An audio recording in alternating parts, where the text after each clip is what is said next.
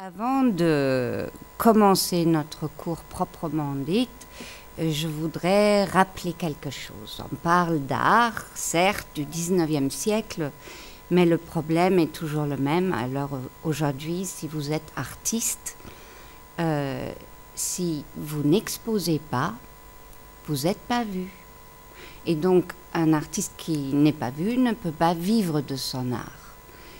Et aujourd'hui, ça se fait dans des galeries et c'est possible. Mon mari est artiste, donc petite galerie, pas de problème. Les grandes galeries, c'est déjà une étape énorme. Mais voilà, au 19e siècle, les galeries n'apparaissent réellement qu'à la fin.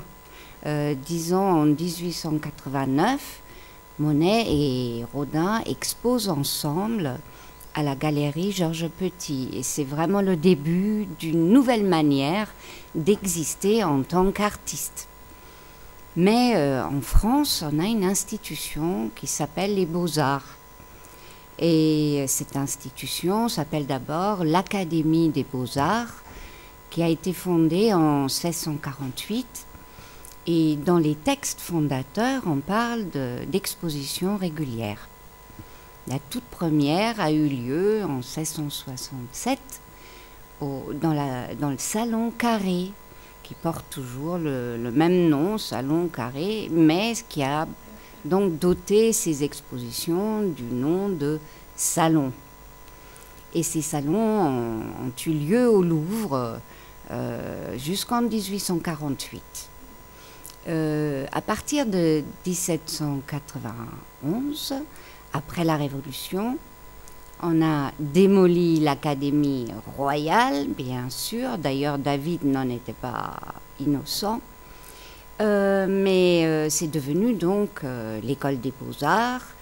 Et on y a créé un jury hyper exigeant. C'est-à-dire, si vous vouliez exposer, bien sûr, c'est possible, à condition que vous respectez ce qu'on vous impose. Et on vous impose une hiérarchie des genres. C'est-à-dire, imaginez, vous avez beaucoup de concurrence. Je vous déconseille des tableaux de petit format, faites grand. Mais les grands formats sont réservés aux sujets nobles. Et là-dedans, on comprend bien sûr en première position l'Antiquité, la mythologie et la Bible.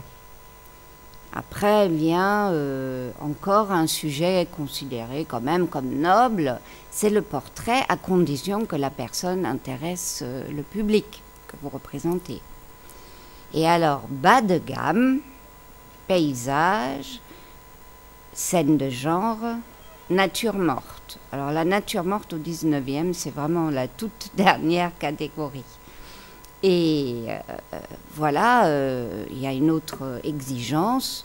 Vous présentez des tableaux finis, bien sûr. Hein. Personne ne veut voir sur quoi vous peignez. Hein. Le fond doit disparaître, toute trace d'élaboration également. Et voilà, appliquez-vous. Et il faut quand même savoir que quand les gens regardent un tableau, ils veulent pouvoir l'admirer, la façon dont c'est fait. Et vous devez être en possession de tous les moyens de trompe-l'œil possibles. Perspective, modelé. Et quand vous représentez des tissus, tout le monde veut savoir de quel genre de tissu il s'agit. Il faut que les choses soient presque tactilement retraçables. Voilà. Et vous savez, en 1863, il y a eu un scandale. En fait, Napoléon III a reçu une pétition signée par des centaines d'artistes, parce que cette année-là, le jury avait refusé 3000 œuvres. Et dans la pétition, on a demandé à Sa Majesté de se substituer au jury. Et Sa Majesté était assez modeste. Il disait « j'y connais pas grand-chose en art », d'ailleurs vous en aurez la preuve tout à l'heure. Et il a dit « laissons donc le public jouer le jury. Tout le monde va être exposé. » Et l'idée en soi était bonne si on avait mélangé tous les œuvres. Bah, évidemment, ça ne se passait pas comme ça. tous les acceptés étaient ensemble, tous les refusés étaient jusqu'au plafond, serrés dans l'arrière-boutique. Et évidemment, là, le pire de tous, c'était Manet. Et vous allez voir dans notre cours aujourd'hui que l'art moderne ne commence pas au début du XXe siècle. Il y a eu un scandale analogue en 1905. Depuis 1903 existe le salon d'automne.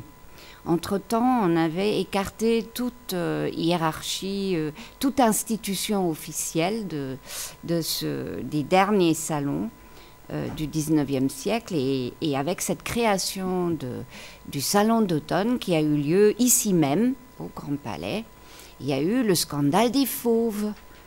Matisse et Vlaminck et Derain et bien d'autres étaient considérés comme des animaux sauvages parce qu'ils ne respectent plus rien. Voilà, vous allez comprendre que tout ça est en marche tout au long du 19e siècle